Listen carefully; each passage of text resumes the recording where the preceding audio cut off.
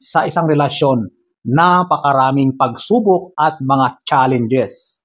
Pero kapag ginawa nyo ito, siguradong magiging matibay, magiging solid ang samahan ninyo at siguradong kayo ay magiging forever. Hello guys! So, ang topic natin for today, mga secret ng mga magkarelasyon na dapat nyong alamin, dapat nyong gawin para maging matibay, matatag at siguradong magtatagal ang inyong relasyon. Kaya, kung interesado kang malaman ang mga ito, panoorin mo ang video na ito. So without further ado,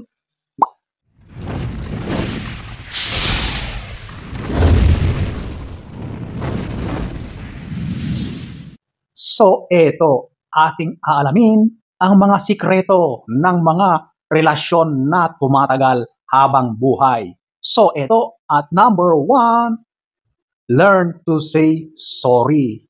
Or ito yung marunong kang tumanggap ng apology. O, di ba? Alam nyo, sa panahon ngayon na medyo iba na, nagbabago na ang mga ugali, ang mga asal ng mga tao, sobra-sobra ng matataas ang mga pride.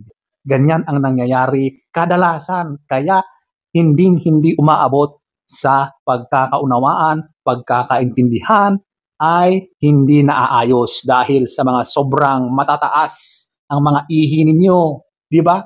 Yan ang sumisira agad-agad sa relasyon ninyo. Yung walang gustong magpakumbaba, ayaw humingi ng paumanhin, nagpapatigasan kayong dalawa. Ganun yun. So, ano ang mangyayari kapag ganyan? Wala. Pride ang nanaig. At siguradong kayong dalawa ay bagsak. Ang inyong relasyon, walang patutunguhan yan kundi kasiraan. Kapag humingi ka pa rin ng paumanhin doon sa partner mo na sobrang taas ng pride, alam mo, makokonsensya yan. Mapapaisip din yan.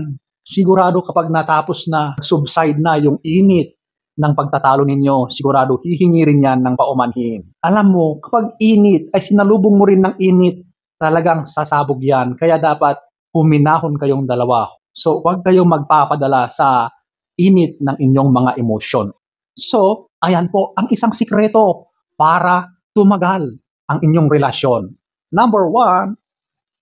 Number 2, ito yung they don't hold grudges. Ano nga ba ang ibig sabihin nito? So, ito yung hindi sila nagtatanim ng galit.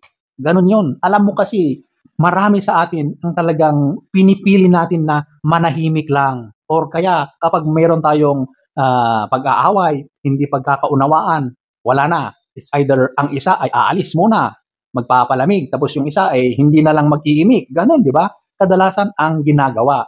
Kapag ganon, wala yan. Habang tumatagal at tumatagal, mas nagiging mabigat ang damdamin ng bawat isa sa inyo. Kasi yung mga bagay-bagay na pinagtatalunan nyo ay hindi naaayos.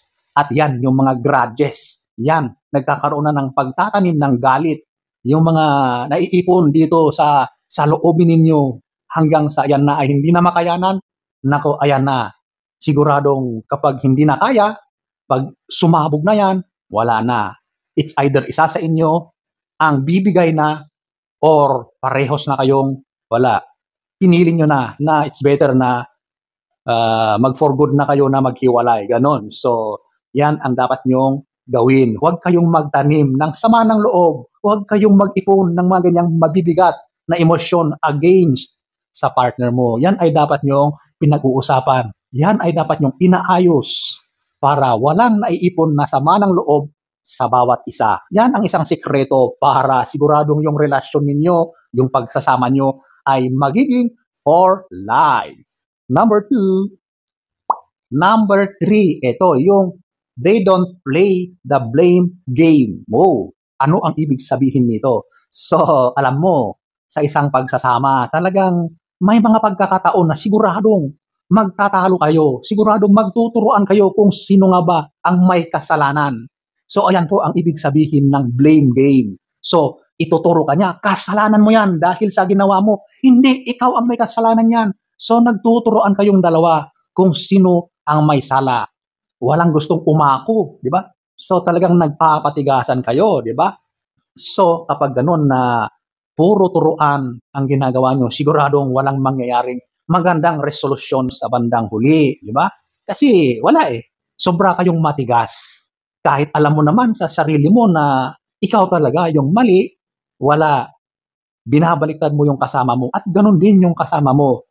So nagbabatuhan kayo ng mga akusasyon sa bawat isa para lang makaiwas sa mga responsibility na kaakibat ng kapalpakan mo or ng kapalpakan ng isa. So kapag ganyan, naku, talagang hindi magtatagal ang pagsasama nyo. Pero kapag ginawa mo or hindi kayo naglalaro ng ganitong turuan, blame game, na nag-aakusa sa bawat isa, sigurado yan na tatagal ang inyong pagsasama. Kasi kapag may akusasyon ang isa, di mag-usap kayo ng mahinahon. Sigurado yan, magiging maganda ang resulta.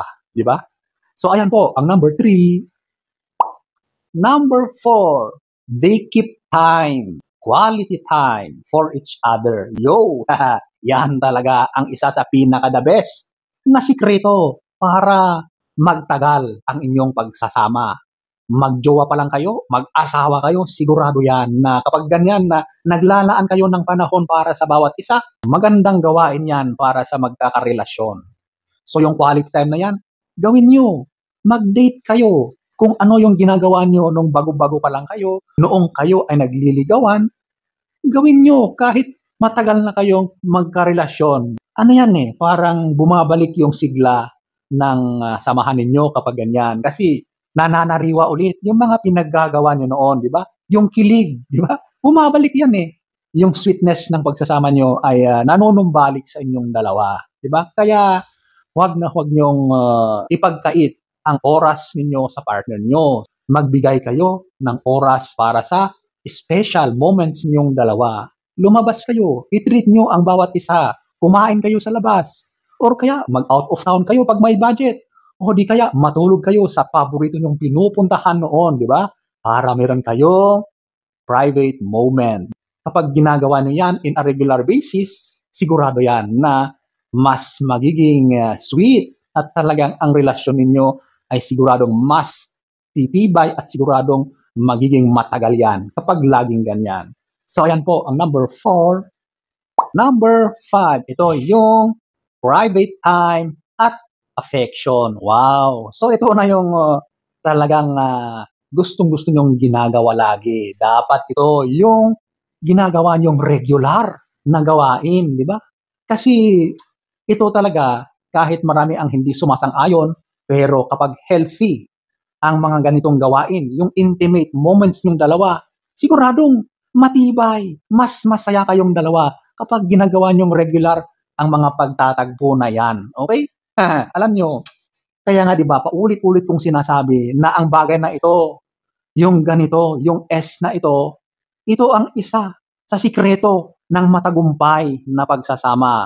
Of course, maraming factors ang involved, pero ito ang isa sa dahilan kung bakit talagang nag-bloom or talagang mas umaangat, mas tumatagal ang pagsasama ng magkarelasyon dahil sa bagay na ito. So yan ang isang sikreto, siguradong tatagal ang inyong pagsasama. Number 5. So ayan po ang ilan sa mga sikreto, mga dapat nyong gawin para ang relasyon ninyo ay siguradong magtatagal. Siguradong magiging for life yan kapag ang mga ito ay ginawa nyo. Okay? So sana ay nagustuhan nyo ang ating topic for today. Next story time, don't forget to subscribe